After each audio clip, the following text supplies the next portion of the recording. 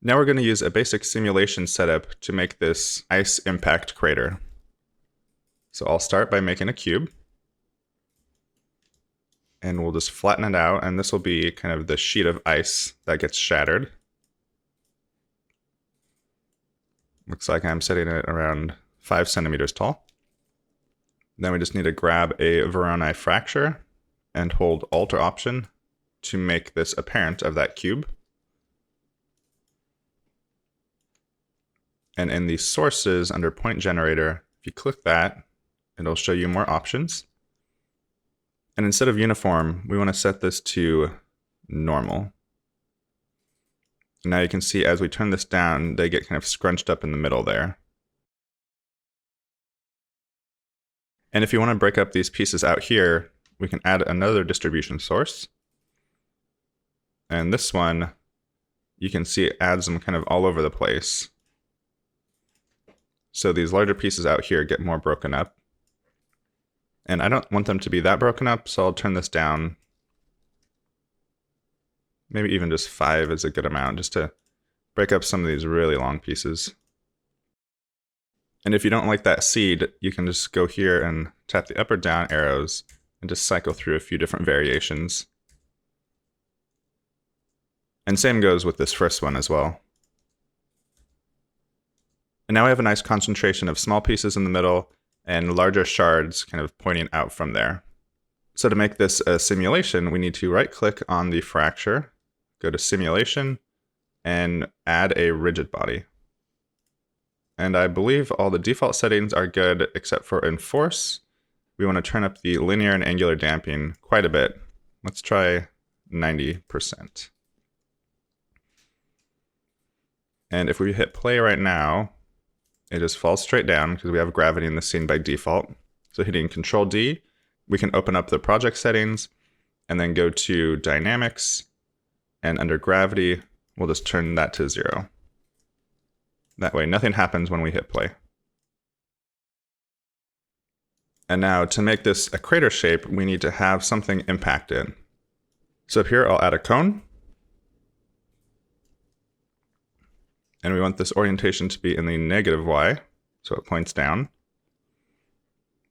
And I'll just make this pretty flat.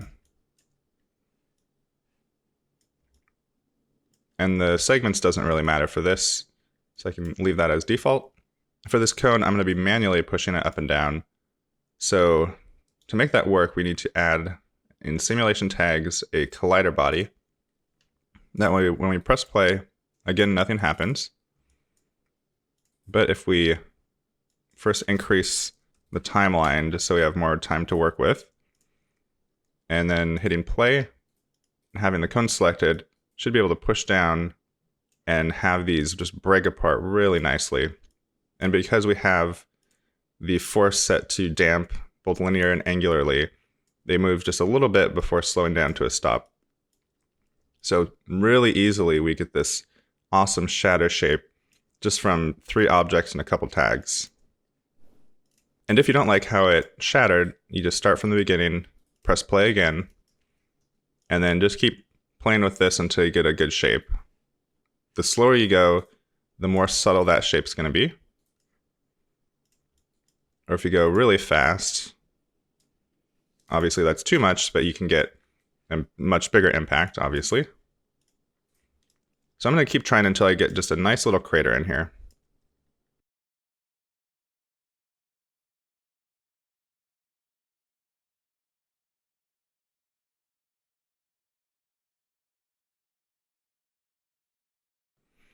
After trying a few times, I'm noticing that these outer pieces move more than I want, so I'm going to add a few more little distribution points.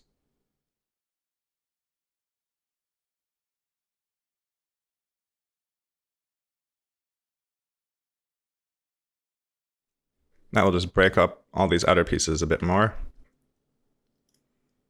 And because this is all parametric, I can just hit play again, grab the cone, and start impacting again. Now you can see we get these nice pieces up here, but then these outer pieces aren't as affected.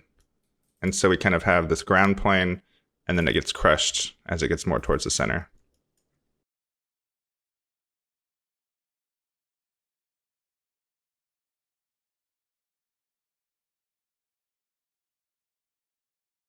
And it took me a few tries, but I really like this result. We have a nice deep crater in the middle, and these outer pieces aren't really affected, but you still get those chunks kind of sticking out in places. So I'll pause it here, and I don't want to restart the timeline yet. There's a number of ways to bake this down. So first, let's select this simulation tag, and in dynamics, we'll set initial state, and that will save the position of all these objects. So if we reset this, it'll stay put. And then in the cache tab, if we bake object, that will save the position of this object. And you can see it flattened out here, but if we move forward one frame, it goes back to how we had it. I don't know why that happens, but that's just how it is. And now if we middle click on the fracture and then do a current state to object, which again, if you right click and go current state to object down here, and then we can disable all these or hide them. And now we have all this geometry that's been baked down. So if we delete the simulation tag, everything stays put. And if you twirl that down, you can see every individual piece. And you can also see it came with a ton of tags. It has UV tags for each one, which may or may not be useful. It looks like there's a lot of overlap there, so we'll have to regenerate those. There's also a normal tag, a second normal tag, a bunch of selection tags, some weight painting tags. And something to keep in mind is when you export 3D geometry, a lot of this information will be saved in, and that will make the file size bigger. So we actually want to delete pretty much everything here. And we do want to keep this normal tag, but I think to start, let's just shift click everything here and delete that. So now we just have our raw geometry. We don't have any UVs, any normals or anything. And then to get our normals back, we just right click, go to modeling tags and add a Phong tag. And then we'll use angle limit and set the limit to something pretty small, like 10. That way the angles that are kind of smooth will still get a hard edge. We might actually just want to set that to 0. So now we have all these pieces as individual cubes or shapes.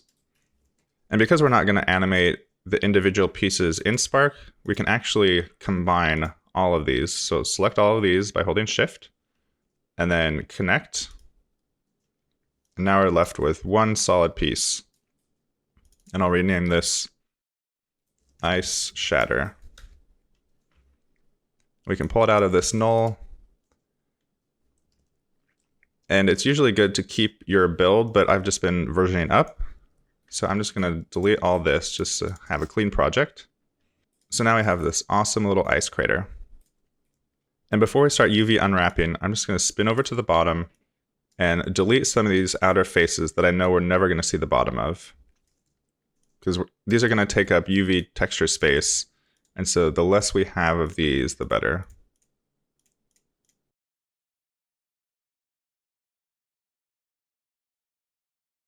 It's a little hard to see with this green material set on this object, so I'll change the color from this green to maybe a blue.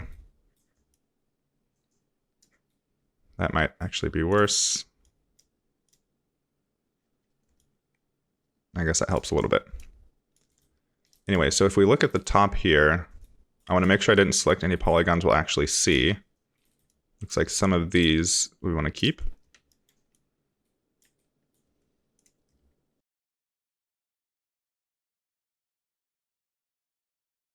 That looks pretty good. And I'm not going to worry about these little faces down here. You might see a little hole if you go super deep when you're holding your phone, but I think that's fine. So with these selected, I'll hit delete, and that'll clear out all of those. So these are now hollow. So now when we UV unwrap, these will take way less space. And to unwrap this really quickly, we'll switch over to the UV edit mode. And this doesn't have a UV tag yet, so let's set UVW from projection. And we can just use frontal. Now I get this nice base shape to work with. In the face mode, I'll select all and do frontal again, just to make sure that's good. Now if we go to Relax UV and just hit apply here, it gives us an error because some of these shapes are fully enclosed and so they can't relax. But that's okay, because it'll automatically select all of those. So hitting UI, that inverts your selection. And now we can relax those. Now we just have to worry about unwrapping these last few pieces that are enclosed. So I'll just move all of these over. And then we can just select some of these faces and peel them off. So a quick way to do this is to select all. And in the viewport over here, I'll hold Control and deselect these top faces. And then hitting UK, that'll shrink the selection. And so now it looks like only these bottom faces are selected. And we can confirm over in this 2D viewport, and that looks to be the case. So now when we hit UV unwrap, that'll break those bottom pieces off, and then we can select all again, and then hit apply in this Relax UV tab. And now all the pieces are unwrapped and flattened.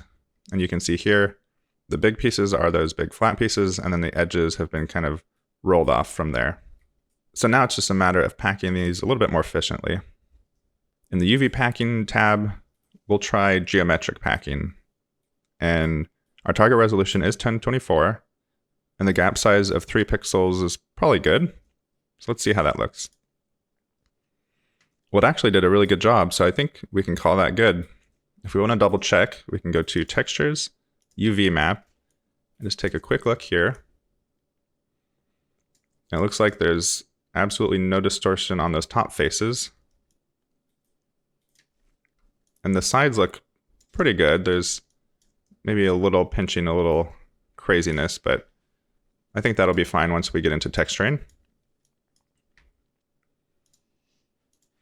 So now we can switch back to the normal startup mode. And up next, we're going to add a snow shape around this to kind of blend these corners into the ground plane.